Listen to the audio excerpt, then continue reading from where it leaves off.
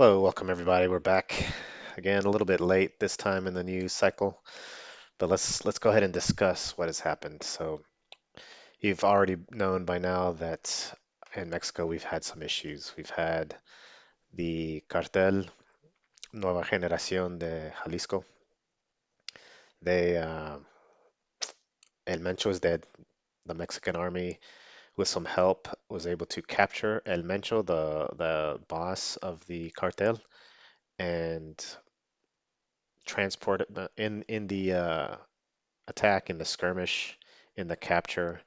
Of course, shots were fired, and Mencho supposedly was injured. They took him in a helicopter towards Mexico City for medical assistance, and during that time frame, he ended up dying.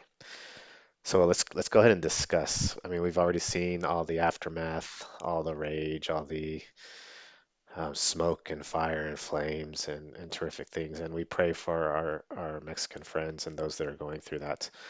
Um, I know that people are back. We've seen videos of Americans or maybe Canadians back on the streets in Vallarta, looting Oxxos in restaurants. A lot of videos we've seen we're able to see with nowadays with iPhones and cameras and stuff. We're able to see a lot of this stuff. But let's go ahead and get into just a few topics of this. We have already seen all of this, and we'll discuss more in depth on a little bit of the things that occurred during this time. But of course, we always like to talk about the culture and what's going on the Pocho podcast. So let's get into a little bit of perspective, a little bit of articles here. So this is a this is a timely post here. It says time to head home and fight for your country. All of you Mexican flag waving protesters in the USA, now is your chance to head to Mexico. Help Mexico head down to Jalisco. So now I don't really agree with this. If you're a Mexican American, or even if you're a Mexican illegal or legal in the United States, you're not forced. You don't have to go back. If you're waving the Mexican flag, that's really not something an American would do inside of Mexico, or any countryman in a foreign country do in that country, and especially protest that country like a Mexican flag. Can you imagine a Mexican flag in Spain protesting Spain and asking them for forgiveness? Like a Mexican guy waving in Spain, uh, Teal, for, ask forgiveness, kneel and ask forgiveness for invading us and giving us your language and your religion. That wouldn't never happen. So I understand the sentiment behind this post. Um, but let me look at it from a different perspective. If you come to the US, say you're a Mexican, you come, you make good money, you start a good business, you make some money, maybe you leave part of your family, your siblings, maybe your parents. You can either stay and earn dollars, and some of it you obviously are sending back, or you can establish like a good foundation. Maybe you struggled in the US and now you have a good foundation, or struggled in Mexico, you just couldn't get through, break through the poverty level. You get out of it in the United States. It's not gonna happen, but one could return back to Mexico, take that wealth, get some land, get a house, get a property, have enough wealth and savings from the US and start a business, and then teach your kids, teach your children, the proper way, educate them properly, send them to good schools. They become lawyers, they become, good career people, and integrate into the workforce. And then they have kids and integrate into the workforce, send them to teach them good values, teach them proper things. Don't get them involved with cartels. Don't get them involved with robberies, with stealing, with carteras y celulares. Don't get them involved with that. That's what Mexico needs. So a lot of times when you see, and I've heard it from some people in Mexico, or in the United States, when they go back to Mexico and they talk to people, some people in Mexico tell them, come back and help better our country. Come back and help better Mexico. Now that you've established yourself in the United States, you're financially good and well off, come back and help the country that you were born in. But the almighty dollar, that's something that's tough to beat. But it is a good sentiment. I do agree that that is, an ideal thing, and it's an honorable thing. It's something you can give up. You can sacrifice your posh, pampered United States lifestyle, which supposedly you're a victim, supposedly you're a person of color, and the big bad Republicans are after you. Let's go on to a different aspect. So now we are seeing this is sort of the other side. This is so it says it's mind-blowing to watch white liberal women gush over a president who's in bed with Mexican cartels. Let's just watch a little bit of this. It's sort of ridiculous. Attention to Mexico right now because this leader, Claudia Sheinbaum, the president of Mexico, is showing the world how you lead a country. Check this out.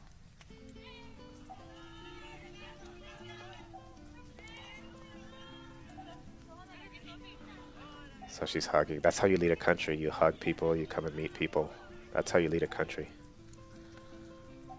She's building trust and respect. She is not demanding it. This is why 80% of the country currently Okay, supports her. As okay, so she's building trust, respect. 80% of the country supports her. Let me just tell a little bit of stories that I've heard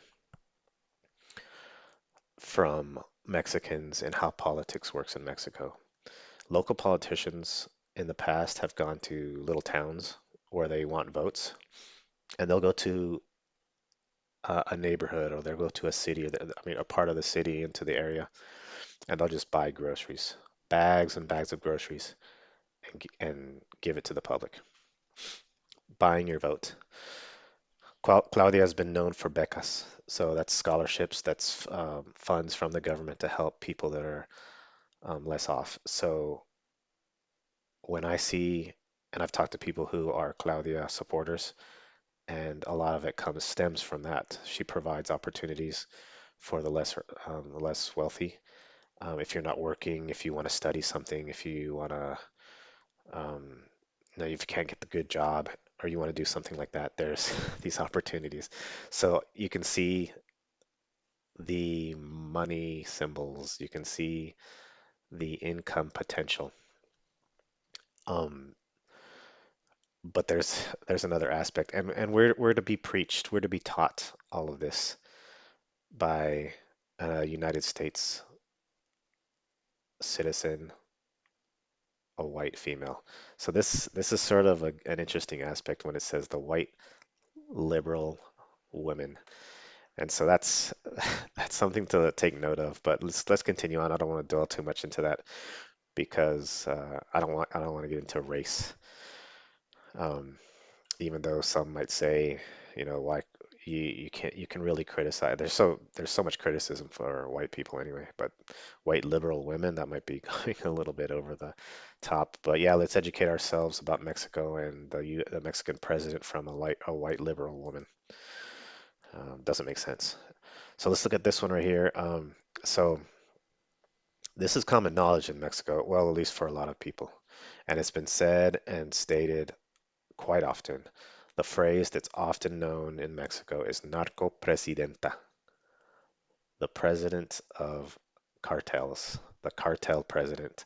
So this part says journalist revealed that United States led the capture of Mencho, but Sheinbaum decided to assassinate during his transfer so that he wouldn't expose his links with the Mexican drug government and financing of Morena. Morena is the party, like Democrat or Republican, of Claudia Sheinbaum and um, the previous president, AMLO.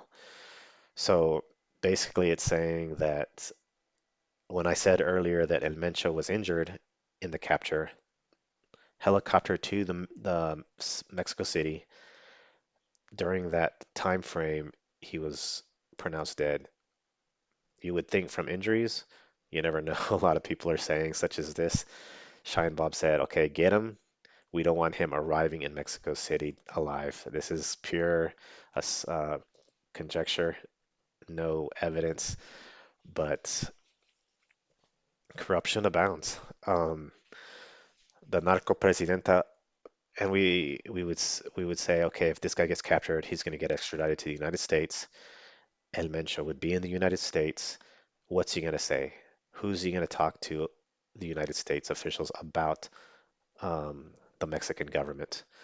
What Mexican government officials is he going to say, help them, that he provides money to, which officials, even the president, you never know. I mean, we've seen her say, her predecessor say, abrazos no balazos, which means hugs, no bullets, that they don't, that she's said before that she doesn't see it within the law to go on a war against the cartels, that it's against their civil liberties.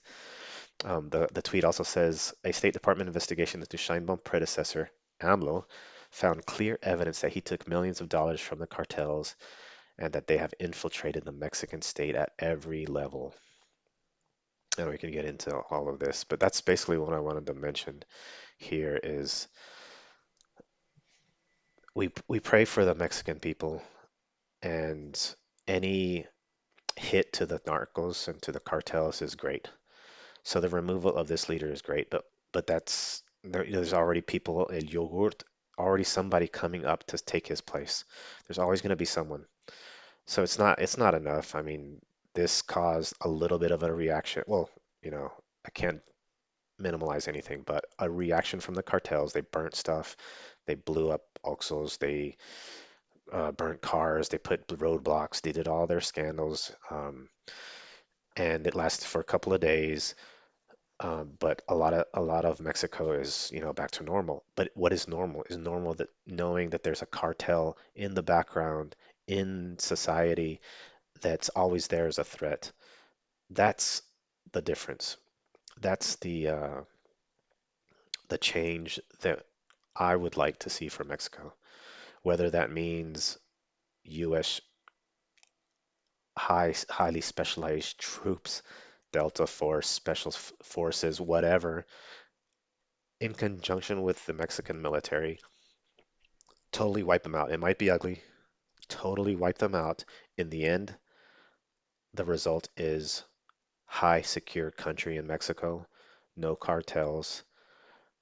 People fear even becoming or thinking of cartels because you see kids, they see the cool guns, they see the gold plated, silver plated guns, they see making money from the drug trade, getting out of being cool with the cartels, narco corridos, getting out of poverty, having some money, getting a nice car for their family, being having clout on the streets, and that's a temptation for the youth. And they struggle with poverty, so they get into that. There needs to be a fear to not want to do that. If you don't have it taught from your family, if you don't have people going back from the US, after they make some wealth and coming to Mexico and teaching good values and all that, if you don't have that, because we're off fighting, finding the dollar, trying to get the next buck, within Mexico, there needs to be a fear, maybe like El Salvador, like Bukele did, a fear of going down the route of cartels, down the route of organized crime, and those who are in it to escape it because you have Delta Force, you have Special Forces, you have Mexican National Guard all coming at you full force, full support of Mexican president and the United States president. And that